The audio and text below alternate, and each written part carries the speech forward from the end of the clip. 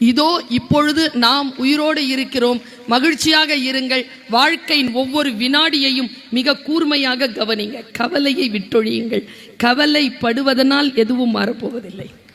நம்முடைய உடல்நிலையும் நம்முடைய வாழ்க்கையும் தான் பலியாகுமே தவிர நம்முடைய மகிழ்ச்சியை அடுத்தவர்கள் கையில் கொடுத்தால் மட்டுமே தான் நாம் கவலைக்குரியவர்களாக இருப்போம். என் வாழ்க்கை இது, இறைவன் எனக்கு கொடுத்த வாழ்க்கை, இதை நான் முழுமையாக அன்பாக வாழ்ந்து கழிப்பேன் என்று சொல்லக்கூடிய யாரும் சோகமாக இருப்பதே இல்லை. உலகத்திலேயே மிகப்பெரிய குற்றம் எது என்றால் சோகமாக இருப்பதுதான்.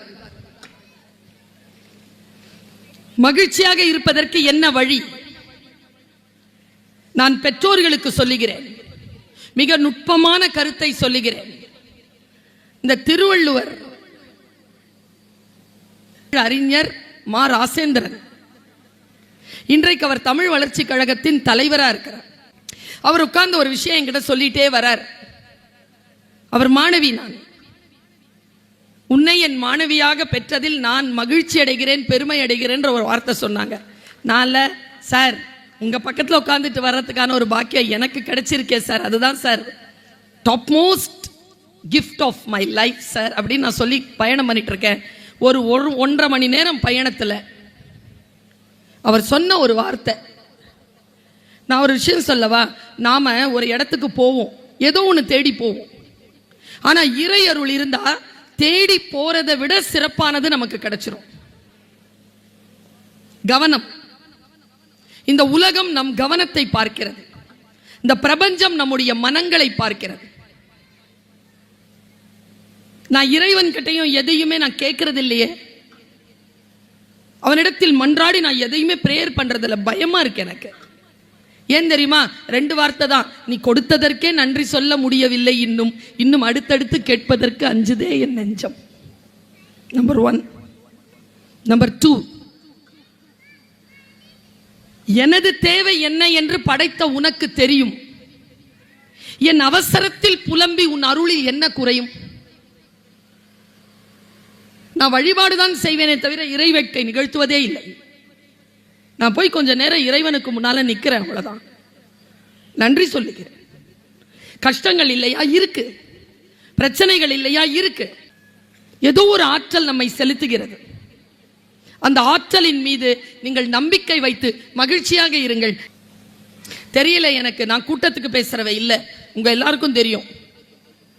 நான் பட்டிமன்ற பேச்சாளர் இல்லை. அது ஒரு வாய்ப்பு தான், அது ஒரு மகிழ்ச்சி தான். என்னுடைய இலக்கு அது கிடையாது. உங்கள் மனங்களுக்குள் என் வார்த்தையை செலுத்தி உங்கள் வாழ்க்கையில் ஏதேனும் மாற்றத்தை உயர்ந்த நிலையில் ஏற்படுத்திவிட வேண்டும் என்பதுதான் என் பயணம். அந்த பயணத்தில் தான் நான் இந்த வார்த்தைகளை தேர்ந்தெடுத்து உங்கள் முன்னால் வீசுகிறேன். கவனமாக கேட்டுக்கொள்ளுங்கள். அவர் சொன்னார், பறவைகள் இல்லப்பா, பறவைகள் அது ஆணும் பெண்ணும் ஒன்று சேர்வதற்கு முன்னாலேயே கூடு கட்டிரும். ஆணும் பெண்ணும் சேராது, கல்யாணம் பண்ணிக்காது. நம்ம முறையில சொல்லணும்னா கல்யாணம் ஆகாது. கல்யாணத்துக்கு முன்னாலே 2 பேரும் வீடு கட்டிடுவாங்க முதல்ல. அதற்கு பிறகுதான் ஆணும் பெண்ணும் சேருவார்கள். என்ன காரணம், என்ன சயின்ஸ்னு கேட்டா, முட்டை கட்டும்ல வயிறுல, முட்டை வரும்ல. நீங்க யாராவது முட்டை கோழி சமைச்சிருக்கீங்களா? இங்க சமையல் செய்யும் போது முட்டை கோழி சமைச்சிருக்கீங்களா? ஓடு பார்த்திருக்கீங்களா எப்பவாவது முட்டை கோழியில? ஓடு இருக்குன்னா அது 1 மணி நேரம் நீங்க விட்டு இருந்தீங்கன்னா முட்டை வெளியில வந்திருக்கும். ஓடு எப்போ கட்டோம்னா, முட்டை போடுறதுக்கு 1 மணி நேரம் 1.5 மணி நேரத்துக்கு முன்னால் தான் ஓடு கட்டும். ஓடு கட்டிருச்சுன்னா முட்டை அது போட்டுறணும். கோழிக்கு பிரச்சனை இல்லை. ஆனால் மேலே பறக்கின்ற பறவைகளுக்கு பிரச்சனை. கூடு கட்டி இருக்கணும், அது அப்போதான் அது முட்டை போட முடியும். இதுல எந்த பறவைக்கு பெரிய பிரச்சனைன்னா குயிலுக்கு. ப்ரொஃபசர் சொல்றாருங்க என்கிட்ட, குயிலுக்கு பிரச்சனைமா, ஏன்னா குயிலுக்கு கூடு கட்ட தெரியாது. அது என்ன பண்ணுமா, நான் இப்போ சொல்றேன், நிமிர்ந்து உட்காருங்க. முக்கியமான விஷயம் சொல்லிட்டு இருக்கேன், உட்காந்து கேட்கக்கூடாது. சொன்ன உடனே நிமிர்ந்து உட்கார்ந்த எல்லார் வாழ்க்கையில ஒரு உயர்வு நடந்திருக்கு. உட்கார்ந்த இடத்துல இருந்து 2 இன்ச்சு உயர்ந்திருக்கும். இப்படி இருந்தா இப்படி உயர்ந்திருக்கும் 2 இன்ச். எப்பவுமே நிமிர்ந்து உட்காருங்க. முதுகு தண்டை ஒரு நாளைக்கு 8 முறை நேர் பண்ணிக்கோங்க. கூன் விழவே விழாது. இப்படி இருக்கணும். அவர் சொல்றார், குயிலுக்கு பிரச்சனை. குயில் என்ன பண்ணுமா, வயிற்றுல முட்டை வந்த உடனே இந்த கடைசி 1.5 மணி நேரம் இருக்குல்ல, அந்த நேரம் ஆண் பெண் 2 பேருக்கும் தெரிஞ்சிருமா முட்டை போடணும். உடனே அது என்ன பண்ணுமா, ஆண் குயில் என்ன பண்ணுமா, பெண் குயிலை ஒரு இடத்துல சேஃப்டியாக உட்கார வச்சுட்டு போய் கூடை தேடுமா. என்ன கூடு? காக்கா கூடு. காக்கா கூடுலையும் முட்டை இருக்கணும். முட்டை இல்லைன்னா இது போய் போட்டால் தள்ளி விட்டுரும். முட்டை இருக்கிற காக்கா கூட 1 மணி நேரத்தில் தேடி ஆகணும். 1 மணி நேரத்தில் தேடி அதை கண்டுபிடிச்சிருமாங்க. இப்போ உள்ள காக்கா இருக்குது. காக்கா இருக்கும்போது குயில் வந்து போட முடியுமா? என்ன பண்ணுமா பாருங்க, இயற்கை பாருங்க என்ன பண்ணுமா. நேரா பறந்து போய் அந்த பெண் காகம் இருக்குல்ல அதை சீண்டுமா.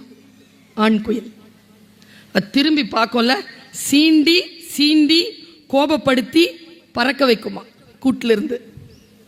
அது பறந்து போய் அதை ஒரு சுத்தி கூட்டிட்டு வரதுக்குள்ள 45 நிமிஷத்துக்கு மேலே ஆயிடுமா.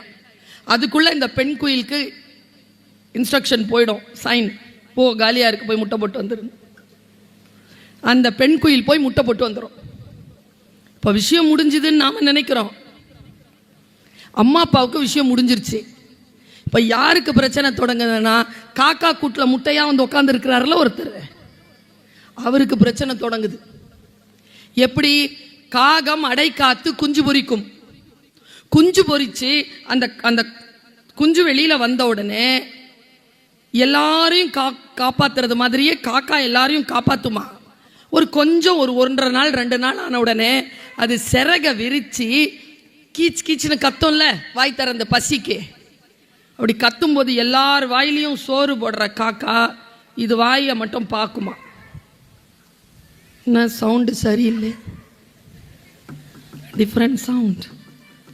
வேர் இஸ் அவர் ஃபேமிலி சவுண்ட்? எங்க நம்ம ஃபேமிலி சவுண்ட் எங்க?